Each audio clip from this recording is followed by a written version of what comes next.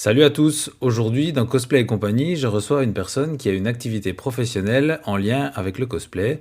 Elle le pratique pour son loisir, mais du coup son métier l'aide beaucoup à faire quelque chose d'assez différent. Je vous en dis pas plus puisqu'elle va se présenter elle-même, c'est parti.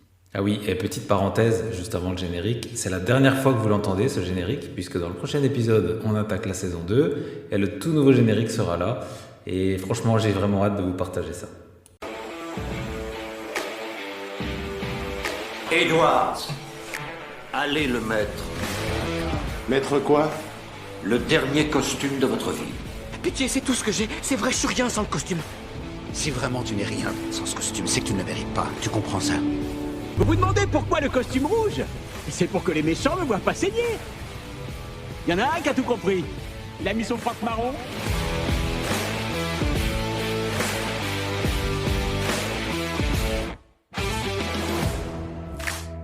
Donc aujourd'hui, on est parti pour l'épisode numéro 10, qui est le dernier épisode de la saison 1, et je reçois une personne qui, elle va nous dire ce qu'elle fait, est-ce qu'elle est cosplayeuse ou pas, elle va nous le dire. Alors vas-y, dis-nous ce que tu fais. Alors, je fais du cosplay, on va dire à intermittence, et de base, je suis costumière et créatrice d'objets et d'accessoires en cuir. Voilà, c'est pour ça que je voulais dire, tu n'es pas forcément que cosplayeuse, il y a une petite activité autre dont tu vas nous parler. Exactement. Alors, dis-nous qui tu es. Déjà, bienvenue dans l'épisode. Je commence direct par les questions, mais bienvenue, merci d'être là. Salut, bonjour tout le monde. Alors, dis-nous qui es-tu avant de nous parler de ton travail. Qu'est-ce que tu peux nous dire sur toi? Alors, du coup, je m'appelle Suzanne, mon pseudo c'est Industriel. Du coup, qu'est-ce que je peux dire sur moi? J'ai 30 ans, j'habite à Strasbourg donc depuis 2018 avec mon copain et une carpette nommée Swiffer. Je suis une geek classique, j'ai fait beaucoup de jeux de rôle sur table, là j'en fais un peu moins, mais j'organise des murder parties, j'aime les jeux vidéo, surtout les jeux Blizzard, j'aime les jeux de plateau, j'ai vu un nombre incalculable de fois Le Seigneur des Anneaux, et je suis un peu obsédée, et puis voilà quoi. Et je fais de l'escrime artistique, et je pense qu'on en parlera aussi. Ah super. Alors si tu... Bah là t'as quasiment répondu. J'allais dire si tu dois nous définir ton univers en quelques mots, ça serait quoi? Je pense que tu vas nous parler du Seigneur des Anneaux. Oui, on va dire ça. On va dire médiéval fantastique en général. Alors pas forcément que médiéval, mais voilà, on va dire en tout cas fantastique. Plus craft que couture. Après moi c'est du craft on va dire avec des matériaux traditionnels, mais voilà, beaucoup plus craft que couture. Très coloré en général. J'aime beaucoup le vert. Un peu trop le vert, donc on va dire automnal en général, donc des couleurs profondes, vert, bordeaux, bleu roi, des choses comme ça. Et qu'est-ce que je pourrais dire? Ah oui, on a une devise, donc je fais de l'escrime artistique, et on a une devise dans notre troupe qui est à 15 mètres c'est histo. Parce que justement, on en parle, mais parfois il y a pas mal de remarques sur le costume, quand on essaye d'aller à des fêtes médiévales ou autres, entre les costumes qui sont purement historiques de reconstitution, et les costumes qui sont plus, on va dire, fantastiques, évocations qui sont pas qui plaisent pas aux puristes, on va dire. Et donc nous, on est sur un entre-deux, donc à 15 mètres, c'est histo, c'est pas mal. Ça définit bien mon univers. Ok, d'accord. Et plus on s'approche, moins c'est historique, c'est ça? Ouais, c'est ça. Mais de loin, l'illusion est parfaite. C'est pas mal. Et alors du coup, on peut te trouver sous le pseudo de Industriel, tu l'as dit, sur Instagram. Ouais. Instagram. Ouais. Alors, j'ai un Facebook aussi, mais bon, quelqu'un l'avait déjà dit dans une de ces interviews. T'as vu, j'écoute.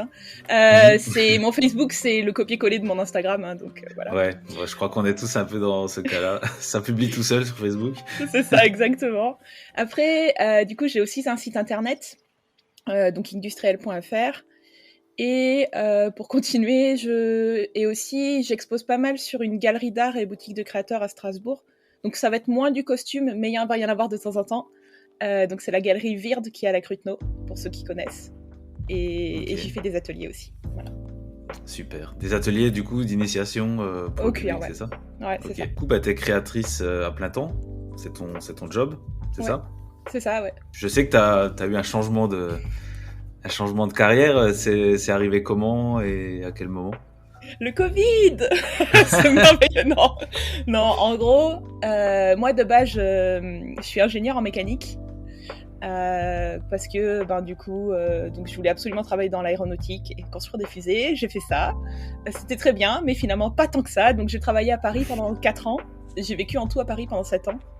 Et au bout d'un moment, tous ceux qui ont vécu à Paris le savent, la vie parisienne, les transports, tout ça, couplé à le travail, pour le travail, on va dire, ça finit par lasser, et surtout quand on sent la différence entre le soi très créatif, très passionné, très j'aime les trucs fantastiques, et le monde très sérieux de l'ingénierie. Ouais, Donc voilà. Donc on finit par se poser des questions. Finalement, on a déménagé à Strasbourg en se disant que on serait quand même un peu mieux.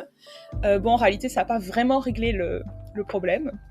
Et j'ai continué. J'ai eu beaucoup plus de temps en 2020 grâce, et c'est vraiment grâce au Covid, c'est la phrase que tu ne prononces qu'à ce moment-là.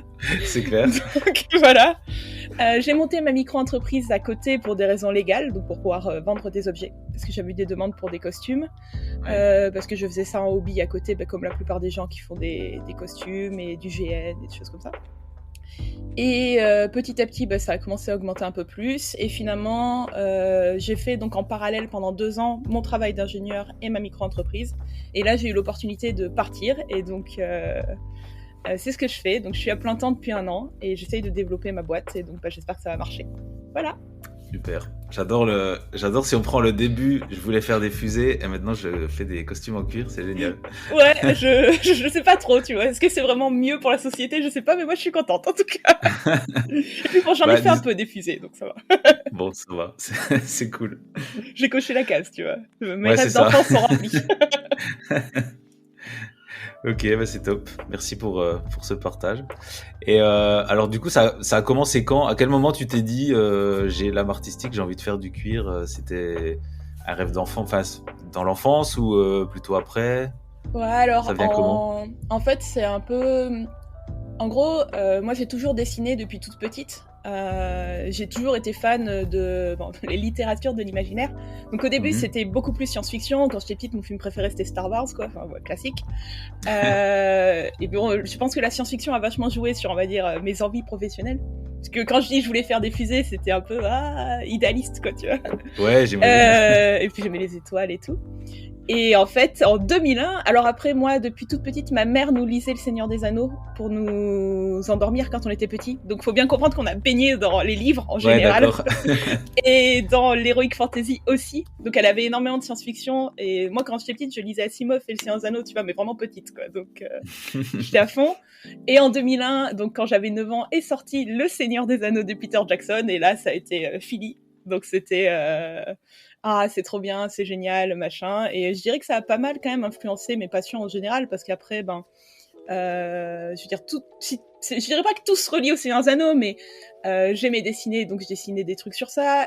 J'ai découvert l'escrime artistique, donc beaucoup plus tard, en école d'ingé, mais je me suis dit, mais pourquoi ce sport-là? Il y a tout, tu vois, il y a le côté geek, il y a le côté créatif, il y a le côté sportif quand même, il y a le côté utiliser des épées, enfin, vivre des aventures dans la forêt. C'est encore plus réaliste que du GN, tu vois. Le jeu de rôle sur table, bien sûr. J'ai fait énormément de campagnes Donjons et Dragons. Bon, aussi beaucoup de Lovecraft, mais voilà, et de Appel de Cthulhu. Les jeux de plateau, ça va avec. Enfin, je veux dire, tout est un peu lié, tu vois. Et du coup, pour en venir à la création, en tant que telle, parce que j'essaie quand même de suivre les questions que tu me demandes. Non, c'est bien, on voit d'où viennent tes influences. Ouais, je fais ce que je peux. Non, et du coup, je dessinais tout le temps. Après, je créais pas forcément. C'est-à-dire, j'essayais d'écrire des romans, j'ai des projets de société, enfin, j'allais dire comme tout le monde, enfin, je sais pas, mais comme beaucoup de gens en tout cas. Et qui avancent pas, comme tout le monde, ça aussi. Et, mais c'était plus, voilà, je créais plus du virtuel, tu vois. J'avais. Et en fait, après, à côté, j'ai quand même toujours... La couture, c'était pas forcément mon truc parce que je suis gauchère. Et du coup, quand on m'a essayé de m'apprendre, j'y arrivais pas. Donc, j'étais très nulle au début. D'accord. Donc, ma grand-mère a essayé de m'apprendre, mais je suis la seule gauchère de ma famille. Donc, ça n'aide pas. Et j'étais à l'envers, bref, c'était pénible. Donc au début, c'était pas trop mon truc, mais j'ai toujours un peu bricolé, toujours un peu fait des trucs. Et puis le cuir, c'est venu avec l'escrime artistique, parce qu'il a fallu faire des costumes. Et du coup, j'ai commencé à coudre pour faire des costumes, au début simplement. Et puis, j'ai commencé à vouloir améliorer de plus en plus. Et puis, j'ai rencontré des gens qui faisaient déjà du cuir. J'ai dit, oh, c'est trop cool, je vais faire pareil. Et ainsi de suite, et ainsi de suite, et ainsi de suite. Et puis voilà. Et après, et en parallèle, je me suis dit, je vais faire des cadeaux. Genre, je vais faire un sac. Mon premier objet en cuir que j'ai fait, c'était un sac à main pour l'anniversaire de ma sœur, qui était pas terrible. Maintenant, rétrospectivement, mais à l'époque, j'étais quand même fière, tu vois. Mais tu l'as fait, c'est ça qui est important. Et puis voilà, et puis après, je sais pas, ça, vraiment à part du cosplay, je fais vraiment un monologue, c'est terrible. Désolée, mais non, t'inquiète pas. C'est à part du cosplay, mais on va dire que sans aller jusqu'à dire j'ai une conscience écologique, mais tu vois, j'ai un peu vieilli, et plus je vieillis, plus je me dis je veux plus acheter des trucs made in China tout pourris. Donc je suis anti-polyester, anti-simili-cuir, anti-plastique en général. J'en attendais pas moins de ta part. sans être virulente, mais voilà quoi. Ouais. Et du coup, j'ai commencé à fabriquer aussi après avoir fait des costumes, j'ai commencé à me dire je pourrais fabriquer mes vêtements moi-même. Donc j'ai fait ça, et puis je peux faire mes sacs à main moi-même. Puis j'ai fait ça, et voilà. Donc on ça, je pense que ça va parler aussi à certaines cosplayeuses. Donc j'ai des noms en tête qui font elles-mêmes aussi leurs vêtements maintenant, grâce à ce qu'elles ont appris. En fait, c'est ça, si tu dis, attends, mais c'est débile, si je fais des costumes et qui tiennent un week-end, pourquoi j'essaierais pas de faire des vêtements, quoi. Bah oui. Bon, c'est pas si facile en vrai, mais bon, j'imagine, ouais. Alors du coup, j'allais te demander, ça va directement dans la suite, quels sont les matériaux que tu utilises? Donc le cuir, est-ce que tu utilises autre chose, comme cuir végétal ou le tissu, un peu moins du coup, je pense? Ouais, alors du coup, moi, ma spécialité du coup, c'est le cuir tannage végétal. Donc justement, sans rentrer dans le détail, c'est du cuir qui met plus... Là, en fait, la peau est tannée pour être transformée en cuir, et elle met plus de temps. Il faut 1 mois à peu près pour faire un cuir à partir de tannage végétal. Donc c'est des extraits de châtaignier, enfin vraiment tout ça. Alors que dans le commerce, généralement, c'est du cuir tannage minéral. Donc c'est fait avec du chrome, et c'est vraiment, vraiment moins bon pour l'environnement, mais il faut 3 jours. Donc les industriels, ils ont vite compris ce qu'il fallait prendre. Donc voilà, donc moi je ne fais que du cuir tannage végétal parce que ça permet de faire des motifs dessus, et donc ça me permet de dessiner. Et donc c'est vachement cool. Après, à côté de ça, du tissu bien sûr, donc surtout lin, laine, coton, en grande majorité. Enfin même presque ça en fait, de toute façon, puisque voilà, anti-polyester. Et après, je fais un petit peu de cotte de maille aussi, parce que c'est pas si compliqué. Donc là c'est toujours pareil, j'ai des potes qui en font, et donc du coup je me suis mis aussi. Donc c'est du tricot avec des pinces, basiquement. Ouais, ça doit être un peu long quand même, non? C'est très très long, ouais. C'est très très long. C'est pour ça que moi, de temps en temps, je tendance à me lasser. Je connais quelqu'un qui a fait sa cotte de maille entière.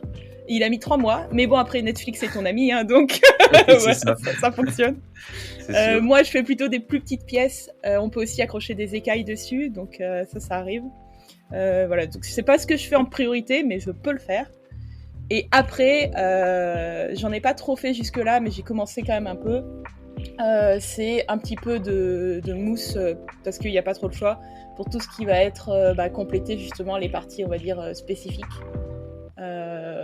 Donc ça va être les props principalement, donc les armes, ce genre de choses, parce que là, il n'y a pas le choix. Après, mon copain travaille beaucoup le bois, donc j'ai aussi un projet d'arc en bois. Donc je fais un peu de custom du bois, et pareil, le métal, il m'arrive d'acheter des pièces en métal et de les customiser, mais je forge pas dans mon appartement, quoi. C'est plus compliqué, quoi. Ouais, j'imagine. Donc c'est un peu suivant le projet, je fais tout. Ok. Mais ma grande spécialité, c'est le cuir, quoi. Donc je choisis souvent des costumes où il y a beaucoup de cuir, évidemment. D'accord. J'aime bien. Et alors, du coup, le cuir tannage végétal, moi je découvre. C'est donc le matériau qui est utilisé pour tanner, c'est ça? Ouais, c'est ça. Okay. Ça reste de la peau. Alors c'est souvent du bovin, donc de la vache. Sauf parce que c'est plus épais et c'est très solide. Sauf pour les gants. Tout ce qui est gants en cuir, ça va être de l'agneau, parce que c'est plus fin. Ok, c'est plus fin. D'accord. Ouais. Après, tu peux faire du cuir de tout et n'importe quoi, mais je sais qu'il existe, il y a une boîte française qui fait du cuir de poisson en récupérant des peaux de saumon. Ah oui, j'ai déjà entendu ça. D'élevage, ça s'appelle Ikios. Mais ça, tu vois, ça peut marcher pour de la maroquinerie, mais tu oublies pour du costume, quoi. Donc, et voilà. Et donc moi, je prends que du cuir français ou italien. C'est plus cher, mais au moins tu sais que les bêtes ont été bien traitées et les peaux sont de meilleure qualité. En fait, c'est aussi comme ça que tu vois que le cuir, quand le cuir a pas de petites griffures ou de trous, ça veut dire que la bête, elle a pas vécu dans les barbelés, quoi. Donc, Ouais, ok, c'est un peu plus humain, quoi. Donc voilà. d'accord. Et alors, je pense que là, tu vas pouvoir nous vendre ton matériau préféré. C'est quoi l'avantage de faire un cosplay ou un costume dans des vrais matériaux plutôt que dans du simili? Alors, je dirais le réalisme. Enfin, c'est compliqué. Le désavantage, c'est le prix, clairement. Voilà. L'avantage, c'est vraiment que je dirais 2 trucs. C'est le réalisme, parce que après le simili-cuir, l'aspect trop brillant. Enfin, maintenant, moi, j'ai l'impression de voir que ça, tu vois. Ça se repère vraiment à des kilomètres. Après, Oui, je t'as l'œil qui est un comprends, peu plus aiguisé. Ouais. t'as pas le choix, tu fais ça. Enfin, je juge pas, tu vois. Il faut bien démarrer quelque part. Et oui, j'ai des bottes en simili-cuir parce que pour les chaussures, c'est chiant de faire des bottes en vrai cuir, tu vois. Donc oui, bien sûr, je suis pas toujours ultra puriste, quoi. Mais en tout cas, je trouve que quand on a la possibilité de faire des objets en cuir, en vrai cuir, c'est vachement plus réaliste, ça vieillit beaucoup mieux. Parce qu'en fait, ça se patine. Alors là, je vais plutôt parler de côté maroquinerie, mais j'ai déjà réparé des sangles en simili. Et en fait, ça se délamine. C'est-à-dire que les couches se décollent. Ouais. Et du coup, quand tu ouvres le sac, c'est horrible. Enfin, je veux dire, un jour, ouvrir un sac et tu fais « Ah non, plus jamais !» Alors qu'un cuir, quand ça vieillit, ça fait pas cet effet-là où ça se décolle, quoi. Ça se patine, donc ça change un peu de couleur, mais moi, j'aime bien cet effet antique. Entre guillemets, t'as presque le fait de vieillir ton costume, donc le weathering, le fait de le rendre plus réaliste, tu l'as presque naturellement avec un costume en cuir, il suffit de le porter en fait. Ouais, c'est d'ailleurs ce qu'ils ont fait pour le Seigneur des Anneaux, hein. Aragorn, il a passé son temps à faire des randos dans la forêt pour se sentir bien, enfin Viggo Mortensen du coup pour se sentir bien, et c'est comme ça qu'il a vieilli son costume principalement, tu vois. Okay. Il l'a recousu lui-même et tout, c'est un peu la classe. Donc voilà. Et donc il y a ça, donc la résistance, ça lâche beaucoup moins. Surtout que du coup, quand on travaille du cuir, après là c'est plus une question de technique, mais moi je couds tout au point sellier.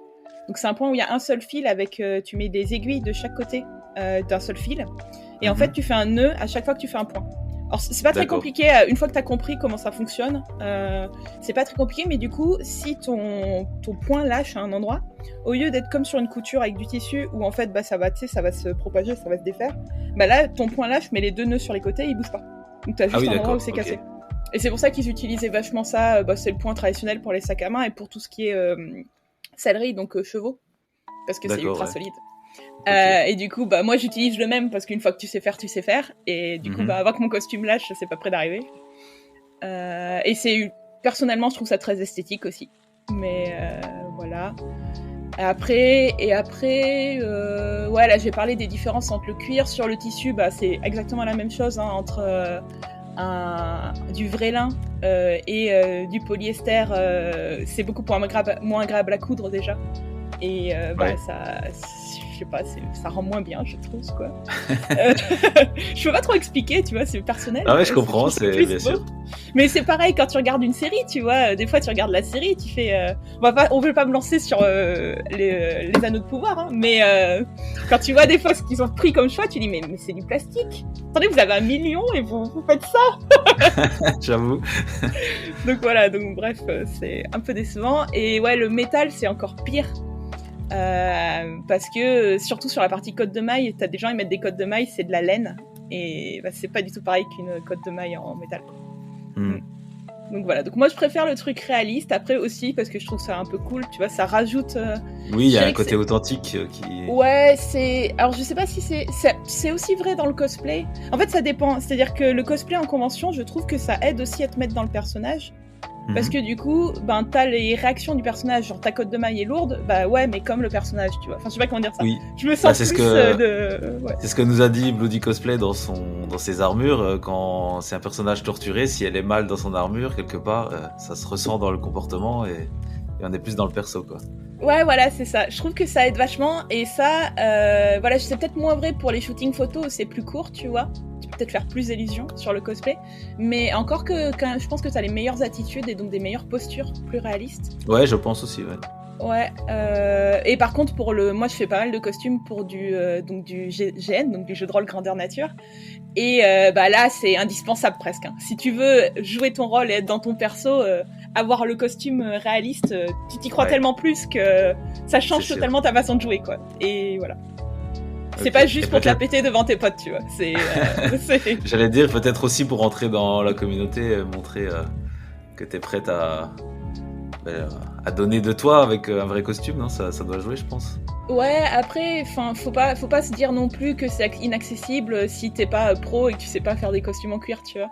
Enfin, je veux Ouais. dire, c'est quand même ouvert à tout le monde. Enfin, c'est un peu comme le cosplay, c'est quand même ouvert à tout le monde et c'est ça que je dis. Je comprends le fait que t'es pas obligé de faire des costumes ultra réalistes. Mais disons que si t'as le choix et que tu peux faire certaines parties un peu plus réalistes, je trouve ça dommage de pas essayer, tu vois. Ouais. Ok. Surtout qu'à terme, souvent, t'as un meilleur rendu et t'apprends plein de trucs et puis finalement, t'es plus fier de ce que t'as fait, quoi. Ouais, je comprends. Voilà. Ok. J'espère que j'ai bien Et- répondu. Ah bah c'est parfait, c'est parfait. Alors justement, travailler le cuir, c'est des techniques. Donc tu nous as dit les points de couture, c'est des choses un peu anciennes, des Ouais. vieilles techniques. Et comment ça se passe chez toi, dans ton atelier? Je t'avais préparé la question. Est-ce que tu travailles sur des enclumes dans une grange, comme on voit les forgerons dans les jeux vidéo? Ça m'a fait ultra rire. Je m'imagine venir chez toi et dire Suzanne, je voudrais une armure. Combien de pièces d'or? Mais tu sais qu'en vrai, c'est ultra drôle parce que c'est vrai que je l'ai pas dit, mais bon, je pense que les gens ont compris. Si j'ai beaucoup joué à des jeux Blizzard, c'est parce que j'ai passé du temps sur World of Warcraft, entre autres, Mhm. Diablo aussi, Ouais. mais voilà. Et en fait, dans WoW, je craftais beaucoup. Donc moi, je suis une joueuse casual, tu vois. Je faisais pas forcément des raids ou des trucs. Moi, je passais mon temps à faire la cuisine, à faire du cuir, du craft. Donc C'est les un Sims peu... dans WoW. Ouais, c'est ça.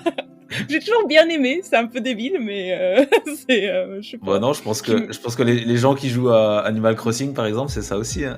On aime bien Ouais. fabriquer ces petits trucs. Ouais, voilà, mais j'ai toujours, en général, de toute façon, aimé les jeux de construction, de fabrication, etc. Ouais. Donc après non, donc c'est ce que je te disais, chez moi je n'ai pas une enclume parce que déjà je vis dans un appartement, donc c'est compliqué. Oui, les voisins seraient contents. Donc voilà, non, c'est vrai que je l'ai pas dit, mais c'est aussi l'avantage du cuir par rapport au métal. C'est-à-dire que du tissu, pour faire du tissu en matériaux réalistes, c'est pas compliqué, c'est t'achètes un tissu souvent plus cher, mais tu vas l'utiliser de la même façon qu'un tissu en polyester, quoi, tu vois. Le cuir, ça demande des outils, mais ils prennent pas beaucoup de place. C'est juste que moi, je suis à mon bureau là, et à côté de mon bureau, j'ai un tas de rouleaux de cuir. Donc voilà. D'accord. Donc on va dire que c'est plus ça. J'ai un tas de rouleaux de cuir, j'ai une grande malle où je vais avoir toutes mes teintures, parce que du coup, j'achète du cuir naturel et je le teins à la main. Donc ça prend pas beaucoup plus de place que je pense qu'un cosplayer classique qui bombe ou qui fait de l'aérographe, tu vois. Et après, je vais avoir des outils, mais voilà, ça va être soit des outils, donc c'est des outils de la taille d'un stylo, quoi. Je sais pas comment dire ça, quoi. Donc j'en ai beaucoup, Ouais, ok, mais ouais. et c'est toujours pareil en fait. Tu peux commencer avec assez peu d'outils. T'as un minimum de, je sais pas, une trousse, quoi. Ok. Par contre, plus tu veux faire de trucs, plus tu t'améliores, plus tu Mhm. dis ah ouais, je peux le faire avec un cutter et puis avec un vieux tournevis, mais ça rend moins bien que si j'avais l'outil. Allez, j'achète l'outil. Et Bien ainsi de sûr, suite. Et moi, je fais beaucoup de repoussage. Donc, le cuir repoussé, en fait, c'est la technique de dessiner des motifs sur du papier normal. Après, je les passe sur du papier calque. Et après, en fait, en humidifiant le cuir, je le rends plus malléable. Et du coup, je transfère le motif que j'ai fait sur le calque sur le cuir. Et du coup, ça me permet de faire littéralement tout ce que je veux en termes de motifs. Ok. Par contre, c'est très long parce que je fais le même dessin 3 fois. Parce qu'en fait, après, Oui. je crée du relief sur le cuir en repassant avec un couteau à ouvrir. Bon, c'est difficile à expliquer en podcast, mais ça rend vachement bien. Ouais, c'est Voilà. les motifs, en gros, pour les gens qui ne voient pas ce que c'est. Je reformule, comme ça tu me dis si c'est ça. Ouais, c'est les vas-y. motifs qui sont un peu enfoncés dans le cuir et du coup, ça crée un relief, quoi. Ouais, C'est c'est ça, c'est bien dit. Et du coup, moi je fais beaucoup ça. Et ça, c'est en fait le truc, c'est que au début, tu peux commencer avec 3 outils, donc un couteau, un matoir, un maillet et un stylet pour retracer le motif, ou une cuillère. Donc voilà, pour aller 5 outils. Je me mens moi-même, tu vois. Tu peux commencer avec 5 outils, mais en fait, si tu veux rajouter du relief, des effets de fond, tu vas avoir des petits trucs en métal comme où tu tapes. donc ça s'appelle des matoirs, où tu Ouais. vas créer des effets, en fait, tu vas créer des textures. Voilà, c'est sur le mot que je cherchais. Et du coup, au début, tu dis, ah, cette texture, elle est cool, allez, vas-y, j'en achète un. Et puis, allez, vas-y, j'aimerais bien avoir une autre texture. Ah, et puis j'aimerais bien faire des écailles de dragon, et au lieu de les dessiner à la main, avoir un truc où j'ai juste à taper, je fais une écaille, oh, vas-y, j'achète Ouais, une écaille, ah, ok. et puis j'aimerais bien. Et à la fin, tu te retrouves avec, je sais pas combien de trucs. Donc, tu vois, c'est un peu ça, quoi. Et je T'as pense pas que ça besoin de parlera beaucoup de aux choses. cosplayers aussi. Ouais, ce t'as genre pas de besoin de problème. beaucoup de choses, mais à chaque fois que tu crées un nouveau projet, tu dis, ah ouais, mais ça, ce serait cool. Ah, vas-y, Ouais. je l'achète. Ok. Sauf que après, quand t'es à ton compte, et au bout d'un moment, il y a une logique mercantile. C'est que Oui, pour forcément. acheter, il faut avoir vendu. Parce que mes cosplays, du coup, c'est mes projets perso, mais qui me servent un peu de démonstration aussi, tu vois. Mhm. Et puis qui est plaisir. Donc je les fais. J'essaye de les faire dans mon temps libre, même si bon, quand t'es à ton compte, c'est assez Oui. fluctuant. La frontière temps libre travail est assez floue. C'est ça, surtout quand en plus faire des costumes c'est mon travail, donc on est Ouais, encore plus c'est ça. sur. On va dire que quand je suis mon propre client, je m'amuse un peu plus à faire, du coup, à aller plus loin et à faire des trucs qui sont pas forcément rentables ou qui seraient presque impossibles à vendre parce que Mhm. trop cher. Et donc ça c'est cool et donc ça sert un petit peu de démo. Et alors justement, tu travailles un peu, tu travailles sur commande, je pense. Qu'est-ce que tu conçois pour tes clients? Alors ça dépend vachement du dit client. Donc en gros, moi j'ai une partie maroquinerie qui va être beaucoup plus casual, donc on va pas en parler là. Alors je dis casual, mais je fais des sacs en forme de cul-de-sac, hein, avec la poignée du sac, c'est la porte du Hobbit, donc c'est pas toujours casual. On va dire, mais disons que tu peux sortir ça tous les jours. Pour les commandes vraiment de costumes ou d'armure, je vais faire des pièces d'armure, donc soit pour des GListes, soit pour... on va pas se mentir, j'ai une grande partie des gens de ma troupe d'escrime artistique qui sont mes clients aussi. Mhm. Donc ça peut aller en fait de projets très très spécifiques. Donc là je pense surtout au fourreau d'épée, j'en ai fait 4 l'année dernière. Donc là donc on a des vraies épées en acier et je vais clairement prendre l'épée et faire un fourreau sur mesure.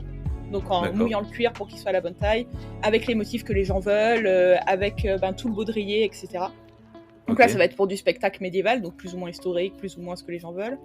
Après, je vais faire des ceintures, des serre-tailles, des pièces d'armure. Donc, là, ça dépend vraiment de ce qu'on me demande. J'ai aussi fait des costumes, et tu es courant parce que j'essaie de développer ça, pour des mariages. Ouais, Donc des mariages alternatifs, on va dire. c'est ça. Donc, là, par exemple, j'ai un très beau mariage Seigneur des Anneaux où j'ai fait plein de costumes et c'était très, très, très, très cool. Je remercie encore. Ça, c'est un peu les clients idéaux, tu vois. Ouais. Je suis en mode, je vous adore. C'est ça. Ou là, c'est pareil, tu vois. Et donc là, ce que je vais faire, c'est que je vais faire un mix achat de vêtements que je vais customiser pour arriver à leur remettre à leur mesure, leur rajouter des choses pour que ça colle à ce qu'on veut, pour rentrer dans le budget en gros. Et à côté, en gros, ils m'ont donné un budget, j'ai fait un devis, ils m'ont dit ah ouais, ça c'est exactement ce qu'on veut. J'ai fait des moodboards, des designs, je leur ai fait du dessin, du classique de costume, quoi, tu vois. Et ils m'ont dit on veut ça, voilà. Donc là ça va, j'ai carrément fait des broches feuilles de la laurier en alu. Donc là c'est encore un peu plus loin, tu vois, mais c'était trop cool. Donc c'est ça, et un cosplay de Gandalf pour l'officiant, c'est encore trop cool. Donc ça c'était trop bien. Après voilà, en termes de commandes, il va y avoir des trucs, des masques, des étuis, c'est un peu tout ce que tout le monde me demande, tu vois. L'an dernier j'ai fait des armures vikings pour une troupe de spectacle de feu. Après c'était pas viking historique du tout, c'était il y avait pas mal de contraintes qui là étaient plus liées au côté spectacle vivant. Ouais, moi c'est l'intérêt, c'est comme je fais de l'escrime artistique même si c'est en amateur, mes costumes ils sont portables en combat parce que c'est un truc qui est intéressant je trouve, et c'est que comment tu arrives à te mouvoir dans ton cosplay. Et c'est pas la même chose si tu dois tenir 2 jours entiers en convention sans à la fin être éclaté. Si tu dois faire un concours, tu vois, ou si tu dois vraiment te battre pour un spectacle devant des gens. Enfin, je veux dire, il y a plein de... les contraintes sont pas les mêmes, c'est sûr. Ouais, okay. Et moi, je trouve ça très cool. Et là, il y avait des contraintes supplémentaires sur la troupe qui étaient, il fallait que les costumes aillent à plusieurs personnes de morphologie différentes. Et Ah oui, ils d'accord. avaient 19 jours de spectacle en août l'an dernier. Et donc il fallait que ce soit pas trop chaud, surtout avec quand tu fais des spectacles de feu, tu vois. Donc il y avait plein de contraintes. Et en plus, en un temps très court, parce que souvent les gens se réveillent un peu tard. Et donc, si vous voulez me commander un truc, dites-le moi tôt. Voilà. Ok. Et donc, c'était. Bah, après, j'ai adoré le projet parce que j'ai appris énormément de choses, justement, sur ces armures-là. Mais c'est un truc qui est moins vrai sur le cosplay parce que du coup, je dirais que c'est un peu la différence entre mes commandes et le cosplay. C'est-à-dire que quand je fais des costumes pour moi, c'est facile, tu vois. Je m'emballe de scotch, d'adhésif de masquage et de papier alu. Je fais le patron sur moi-même, j'utilise mon mannequin à ma taille, je connais à peu près mes mesures, enfin ça va quoi, tu vois. Ouais. Je dis pas que c'est facile de patronner, mais c'est plus simple que quand après je dois me mettre quelque chose aux mesures d'un client, surtout quand le client n'est pas sur Strasbourg et que du coup je lui demande ses mesures à distance. Oui, Et que t'es des pas sûr que fois, ce soit très bien mesuré. voilà, c'est. Après, là, par exemple, pour des commandes type mariage, ils sont venus faire un essayage et on a remis on a tout remis tout bien, quoi, tu vois. Ouais, d'accord. Mais voilà. Et après, plein de petits accessoires, des escarcelles pour cacher les portables pendant les fêtes médiévales, des ceintures, des bourses, des grimoires, des carnets, des porte-parchemins, enfin tout quoi, tout ce que tu peux faire en cuir quoi. C'est un peu ça ma devise, tout ce que tu peux faire quoi. Ok, bah c'est chouette. En tout cas, on te souhaite plein de clients Gandalf officiants et de mariés. Franchement, quand je les ai rencontrés, je fais oh là là. Ouais, je comprends.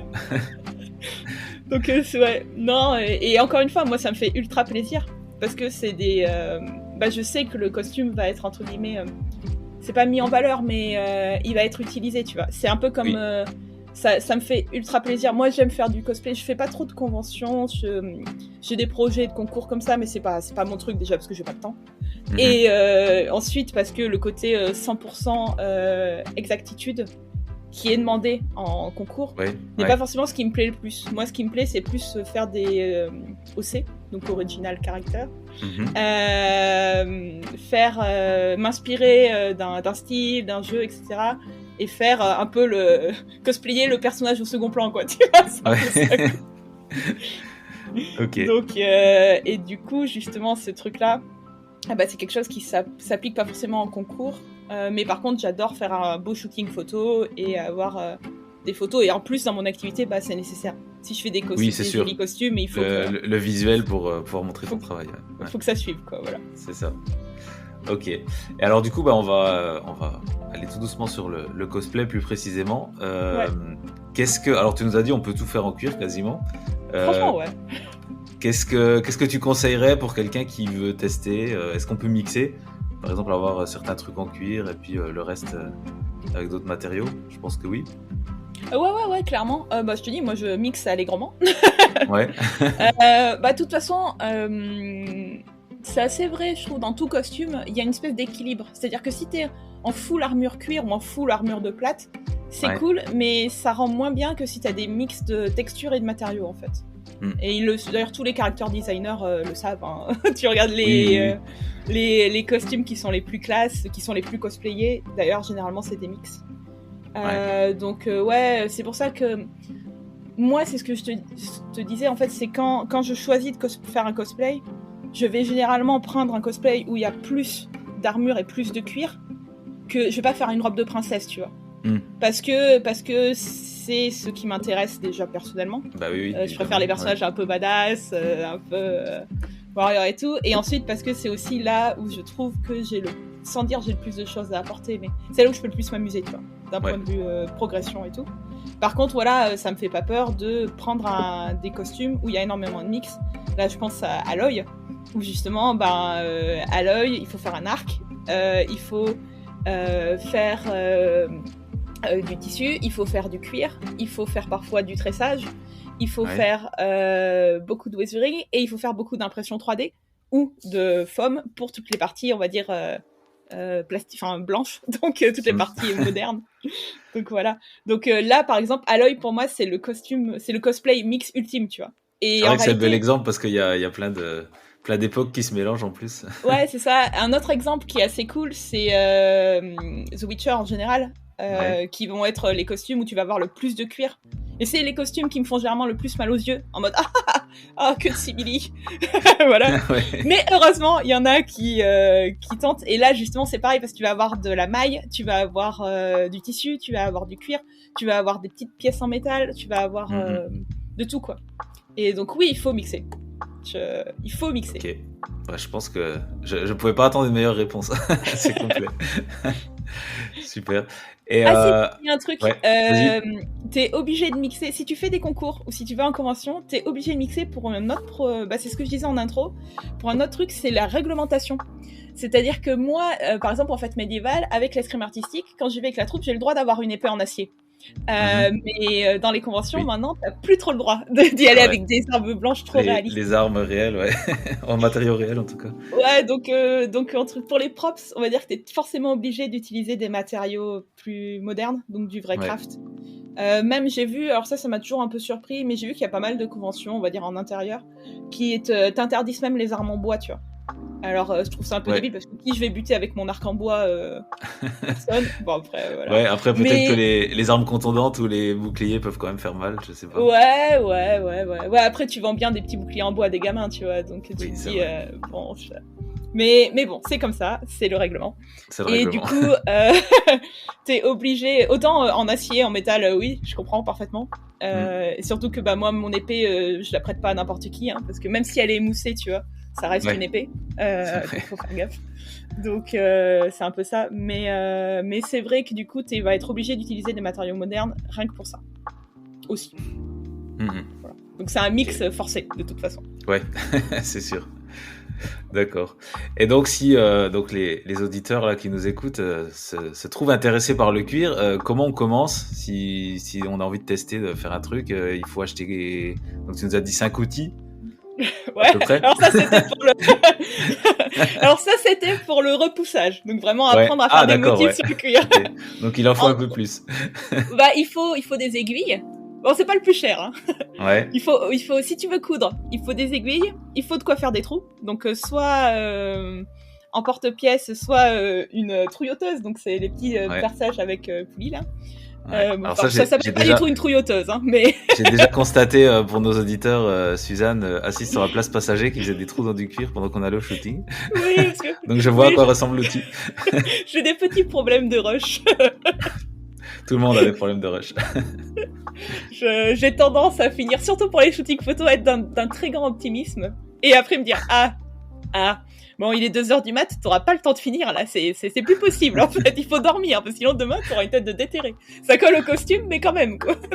Aucun cosplayer ou aucune cosplayeuse ne va se reconnaître dans cette situation.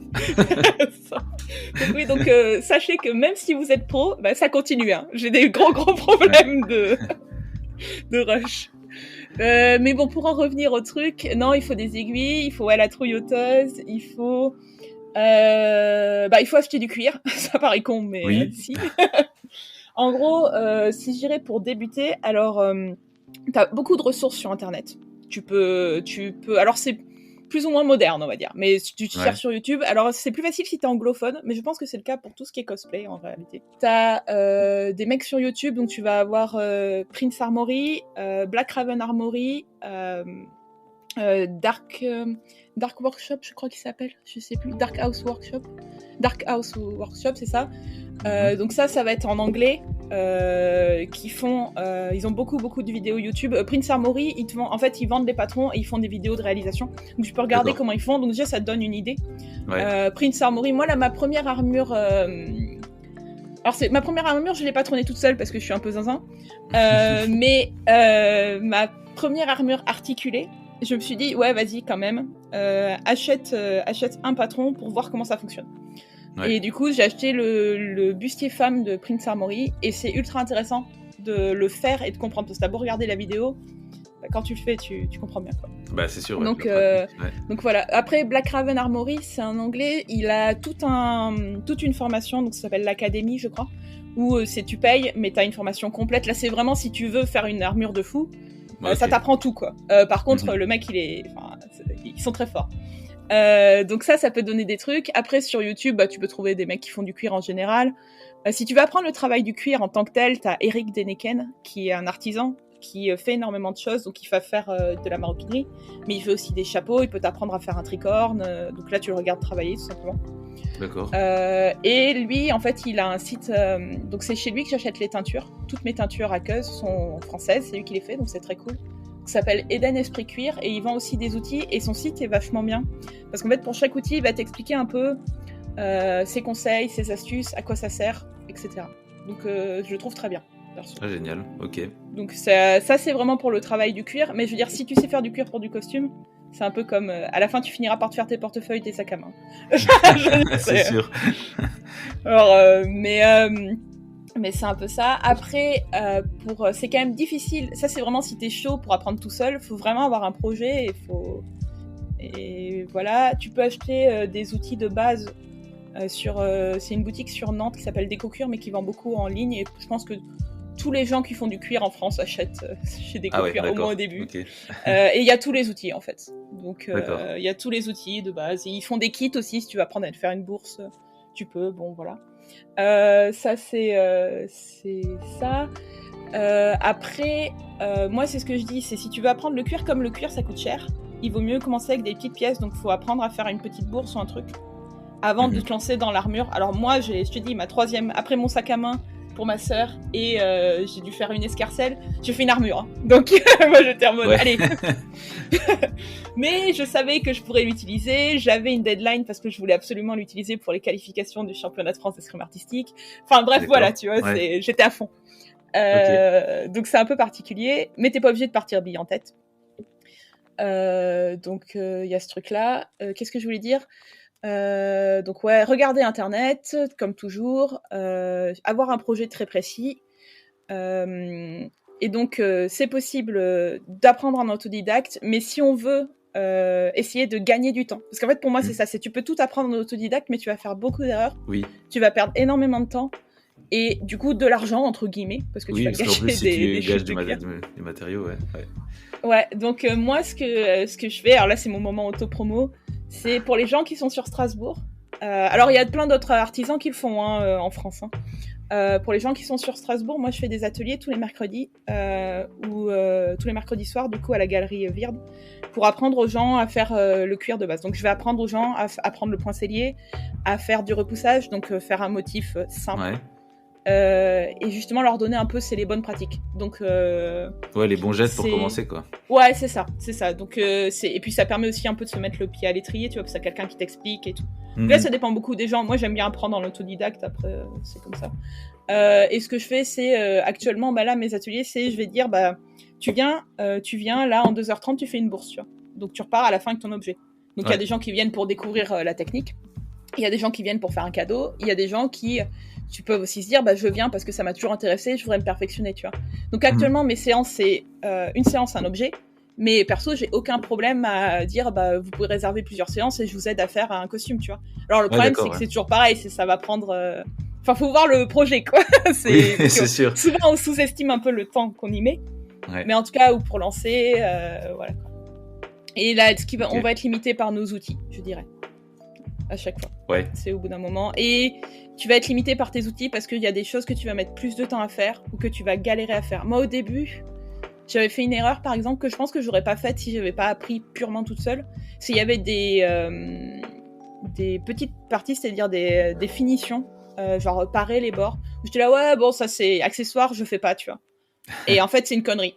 Et mais je pense que tous les gens qui ont fait du cosplay me comprennent parce que c'est vraiment un truc, c'est comme quand tu commences à coudre et que tu fais oui bon faut que je repasse ma couture, mais allez je le fais vite fait. Alors que non en fait, c'est vachement important de repasser pour avoir un truc, une finition parfaite, tu vois. Ou ouais l'intérieur ça se voit pas, je finis vite fait et après le truc part en lambeaux quoi. Donc non. Le diable est dans les détails.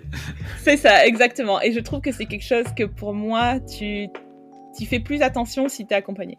Donc voilà, c'est ça. Ouais, c'est un petit peu le regard pro et l'expérience qui vont te guider, quoi. Ouais, c'est ça. Après, c'est toujours pareil. Je veux dire, moi, j'ai la chance d'avoir un groupe d'amis, du coup, qui sont vachement créatifs. Donc, à l'escrime, enfin, je te dis, les gens font leur code de maille. Enfin, à nous tous, je pense qu'on pourrait vraiment tout fabriquer, tu vois. Mais il y a des mecs qui forgent aussi. Mais voilà, quoi, c'est... c'est ce truc-là, c'est tu peux te échanger, te donner des conseils aussi. Et après, voilà, c'est toujours pareil. Hein, si t'as des questions, moi, s'il y a des gens qui ont des questions, qui me les posent sur Instagram, je réponds. Hein. Je suis pas méchante, quoi. Et je trouve quand même que la communauté en général est assez sympathique. Et c'est pareil, il y a des cosplayers qui ont fait des costumes, donc je vais pas parler pour eux, mais qui font des costumes plus historiques ou avec des matériaux plus traditionnels. Tu leur poses une question, ils vont te répondre. Pareil, moi, ça m'arrive des fois, il y a un maroquinier, je vois un cuir qu'il a qui est vachement beau, je me dis « Ah, tu l'as trouvé où ?» Il me répond. Il y a toujours des gens pas sympas, mais bon, en moyenne... Oui, après, en général, si tu parles d'une passion commune, il y a quand même des choses qui se passent. Ouais, et après, il y a des groupes Facebook de partage, comme tout, de travail du cuir. Alors, il y en a plein, c'est Cuir Entraide France, Travail du cuir, Partage Maroquinerie. Ceux qui vendent des patrons, souvent, ils ont des groupes où ils font des promos de temps en temps, et où ils mettent des infos. Donc voilà, quoi, c'est aussi ça. Ça peut aussi, si t'as une question, tu peux la poser, quoi. D'accord. Après, faut pas... Ou tu peux chercher si quelqu'un l'a déjà posé, parce que c'est souvent le cas aussi. Oui. Ok. Et alors, au niveau du cosplay, est-ce qu'il y a, on a parlé concours avant, est-ce qu'il y a des concours spéciaux pour le cuir, enfin pour les matériaux en tout cas authentiques, on va dire? Est-ce que ça existe? Ouais, non. Oui et non. En gros, c'est difficile parce que le truc, c'est que souvent, c'est séparé entre craft et couture. Enfin, souvent. Je dis ça souvent, mais bon, pas tout. Chacun a ses règles, hein, mais... Et du coup, le cuir, tu sais jamais trop où ça va être mis. Parce que, du coup, souvent, tu vas être mis dans la couture parce qu'il va y avoir beaucoup de couture. Donc, tu vas être avec des gens qui font du tissu. Donc là, ça va être plus le traditionnel. Mais des fois, si tu fais des armures, tu vas être dans le craft. Et comme il y a des gens qui font des choses exceptionnelles avec du Worbla, enfin, moi, ou de la femme en général, parfois, t'as des gens où c'est presque difficile de voir la différence. Je le reconnais quand même. Donc après tu vas avoir des personnes qui vont mixer, enfin il y a un cosplayer d'Afrique du Sud, Ludus Cosplay, qui mixe vachement. Il est trop fort en sculpture en général et en Worbla il est trop fort, mais il utilise énormément de vrai cuir. Tout ce qui est en cuir, il va utiliser du cuir tannage végétal et il va faire du repoussage justement. Il va faire des effets, il va faire des marbrures et le rendu est ouf. Et lui il va aller dans les quand il fait des concours, il est dans les catégories craft, tu vois, parce que justement va y avoir c'est le côté armure, quoi. Ouais, donc c'est un peu entre les deux. Après, je dirais qu'ils font de plus en plus la séparation. À la BlizzCon Line de 2021, ils avaient fait une catégorie spéciale qui s'appelait création traditionnelle. En gros, il y avait un truc création moderne et il y avait un truc création traditionnelle. Et pour le coup, là, j'étais en mode « Ah, c'est génial enfin, presque, tu vois !»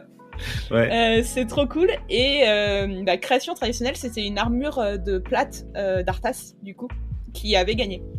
Et alors après, j'avais trouvé que c'était presque plus accessible de gagner en création traditionnelle qu'en création moderne, de mon point de vue. Parce que les gens sont tellement trop forts, tu vois, en création moderne, que si tu vas vraiment au concours pour espérer gagner, ce qui n'est pas forcément le but, hein. Mais bon, je trouve que ça limite plus ouvert, tu vois. Je sais pas comment dire ça, quoi. Ouais, parce que c'est ton domaine d'expertise. Ouais, non, mais même, j'avais l'impression que les gens avaient peut-être moins osé. Après, c'était la première fois qu'il y avait la catégorie. J'aurais bien aimé voir s'il l'a prolongé à la BlizzCon 2022, mais bon, Blizzard a eu des problèmes ces derniers temps, donc il n'y a pas eu de BlizzCon. Donc, on verra bien. Donc, voilà. Intéressant. Ouais, je trouve ça très cool, et moi, je suis d'avis, de toute façon, qu'il vaut mieux avoir plein de catégories. De toute façon, tu auras toujours un prix pour le max, machin. Et valoriser le fait d'utiliser des matériaux traditionnels, parce que jusque-là, on n'en a pas trop parlé, mais il y a aussi un côté protection du savoir-faire, prolonger un truc qui existe depuis l'Antiquité. J'ai pas trop parlé non plus de l'aspect historique, parce que bon, j'ai dit que moi, j'étais pas trop reconstitution, mais j'ai une énorme admiration pour les gens qui font de la reconstitution. Et je suis pas trop reconstitution parce que j'adore le fantastique, mais j'ai des projets aussi de refaire par exemple des pochettes ou de la maroquinerie de tombes vikings, comme ce qu'on a trouvé dans les tombes vikings, tu vois, parce que je trouve ça super cool, quoi. Et ça, c'est un truc c'est un peu du cosplay historique. Enfin, moi, je m'étais posé la question une fois, tu vois. Si tu refais, parce qu'il y a des costumières historiques qui refont des robes à partir de tableaux. Est-ce que c'est du cosplay, tu vois? Si tu refais la robe de Madame de Pompadour, dans la robe verte super belle, est-ce que tu fais du cosplay? Je sais pas. C'est vrai que c'est intéressant. Ah, je vais me noter cette idée. On va trouver une cosplayeuse historique. Ouais, non, mais c'est une bonne question parce que t'as des gens qui vont refaire que des costumes, enfin de tableaux, tu vois. Est-ce que c'est du cosplay parce que est-ce que tu joues le personnage? Pas vraiment, mais quand tu vas à Versailles aux fêtes galantes, que tu t'habilles et que tu vis un vrai bal, du coup du 16e, enfin grand siècle, du coup du 17e, est-ce que finalement c'est pas du cosplay, tu vois? Ouais, il faut voir la définition jusqu'où elle va. Mais c'est super intéressant. J'aime beaucoup l'idée. Je suis contente. Je te donne des idées d'épisodes. C'est ça, exactement. Ok, bah Donc voilà. c'est super. Alors, est-ce que toi, tu as des projets cosplay à venir? Alors, tu nous as parlé d'Eloy. Ouais. Qu'est-ce qui te motive encore? Du coup, alors attends. Ouais, j'ai parlé d'Eloy effectivement. Donc bon, elle est un peu au ralenti parce que je galère sur la modélisation 3D, mais ça arrive. Voilà. Et parce qu'il faut que je finisse mon arc. Et l'arc, c'est compliqué. Ah oui. Alors, le projet est très très court parce que il traîne, ça fait 2 ans que je veux le faire. Et là, bah maintenant il faut. J'ai parlé de mon amour de Blizzard. J'adore Diablo. Et cette année, ceux qui aiment Diablo le savent, en juin sort Diablo 4. Et depuis que est sorti les premiers teasers et tout, il y a une des nouvelles classes de personnages où j'adore le costume et il est parfait. Donc il est en cours, donc il faut que je le finisse. Et là c'est ultra réaliste. Enfin je veux dire pour le coup c'est bien une des rares fois où j'essaye d'être dans l'exactitude. J'essaie de faire le costume. Ah, on sent l'âme de fan là qui parle. Ouais. Ah bah après si j'avais le temps et si j'avais l'argent surtout, je ferais tous les costumes de Diablo 3. Ouais. Mais voilà. Mais bon là voilà, déjà je vais me limiter. J'en fais un qui sera ma future classe aussi, donc très probablement. Donc voilà, ça devrait arriver bientôt sur mon Instagram. Mais de toute façon je t'avais déjà dit qu'on ferait des photos ensemble. Donc, oui, j'attends de voir avec impatience. Ah bah oui. Bah pareil, il traîne. C'est ce que je disais. J'avais dit que le défaut des matériaux traditionnels, c'est le prix. Mais je dirais que c'est peut-être un peu aussi le temps. Parce que du coup, des fois, on se met un peu des contraintes quand même. Tu vois, en mode... Ouais, c'est sûr. Faire un arc en bois, c'est compliqué, quoi. Mais bon, après, c'est compliqué aussi en craft moderne, quoi. Donc, ouais. Mais après, j'ai l'impression que beaucoup de monde a son petit projet qui met du temps à venir, qui fait encore plus plaisir quand il sort, quoi. Je pense. Ouais. Mais après, le truc, c'est que moi, j'en ai beaucoup. Oui. Comme ça, voilà, après, c'est la quantité, ouais. J'ai un projet, alors pour le coup, j'espère qu'ils n'écouteront pas parce que je vais leur dire que ça n'avance pas. Mais en gros, j'ai un groupe avec un projet, donc on voulait faire des cosplays du Silmarillion. Donc là, c'est un cosplay de livre, donc c'est cool. Et donc j'ai un projet d'un Fingolfin qui j'espère arrivera aussi. Donc pareil, il est en cours. J'ai le bouclier, je le vois le bouclier d'ici. Mais voilà, mais il est pas fini. Donc c'est ça. Après, ça c'est vraiment le cosplay pur. Donc cette année, voilà, c'est Diablo, donc plusieurs peut-être. Eloy. Après, je vais cosplayer mon copain. Je sais pas si on peut en parler comme ça. Ah bah c'est intéressant. Non, parce que lui, il est pas très costume, mais il va venir m'aider sur un salon que je fais en avril et du coup où j'ai un stand. Donc le salon fantastique à Paris. D'accord. Et du coup, comme j'ai pas envie de me trimballer des mannequins, j'aurai des mannequins vivants. Donc, ah super. Et donc il m'a donné l'autorisation de l'habiller. Et donc ce sera Assassin's Creed Valhalla. Donc, génial, ok. Donc ça va être trop cool. J'essaierai de le traîner pour faire des photos si je peux, mais c'est pas sûr. On veut voir ça. Mais voilà, donc là c'est du cosplay d'autres personnes. C'est marrant. Ouais. Ok. Donc voilà, je crois que je t'ai listé un peu tout ce que je veux. Si j'arrive à faire ça, donc ça c'est à côté c'est le loisir, donc c'est à côté des commandes pro. C'est déjà très très bien. Ouais, ça fait déjà un bon petit programme pour une année, effectivement. Ouais. Non, voilà, c'est... Oui, et en plus, à côté de ça, j'ai aussi des costumes à faire pour mes futurs spectacles d'escrime. Donc là, c'est là qu'on est plus proche de l'original character. Donc je dois faire une Amazon. Donc là, je vais m'inspirer de Wonder Woman. Mais du coup, je vais cosplayer l'Amazon en arrière-plan qui se fait buter quand les nazis arrivent, tu vois. Non, mais c'est ça, quoi. Ouais, c'est ok. Mais voilà, donc je vais faire des costumes d'Amazon. En plus, je vais probablement en faire plusieurs. Donc c'est quand même un cosplay, tu vois. Mais c'est un peu... C'est inspiré, quoi. Ok. Voilà. Bon, c'est génial. Je te remercie pour toutes ces précisions. J'ai bien noté tous les noms que tu as donnés. Je sais pas si tu as d'autres références à nous donner. Ouais, je pense que j'ai pas. J'avais parlé des concours, mais du coup, juste si ça intéresse les gens de chercher des cosplayers qui ont fait des costumes historiques. Ouais. Historiques, pas historiques, mais je veux dire avec des matériaux traditionnels. Je vais en citer 2 que j'ai trouvé très cool et qui ont fait récemment. Donc j'avais parlé de Ludus Cosplay.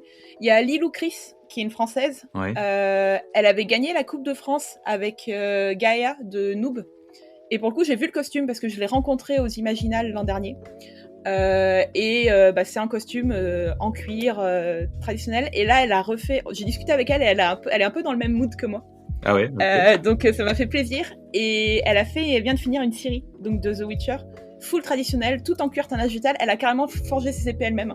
Donc elle allait encore plus loin. Ah ouais, d'accord. Et elle fait des concours avec. Ok. Et donc elle fait des concours avec. Donc j'ai trouvé ça très très cool. Et le rendu est vraiment parfait quoi. Enfin, je veux dire, c'est Siri quoi. Elle sort du jeu quoi. On va aller voir ça. Ok, donc chez Lilou. Donc voilà, il y a Lilou Chris. Ouais, Lilou Chris. Et il y a eu aussi, juste en décembre dernier, il y a eu un concours Hearthstone. Et le prix Needlework, donc tu vois, c'est la catégorie couture ce coup-ci, a été gagné par aussi une Française qui s'appelle Kiilis Cosplay. Il y a Kiilys. Et elle a fait, donc c'est un costume mixé, pareil, il y a du tissu, il y a du cuir, et franchement, elle a vraiment géré. Et pareil, cuir tannage végétal, et c'est très très cool. Et en plus, elle est pas très suivie sur Insta.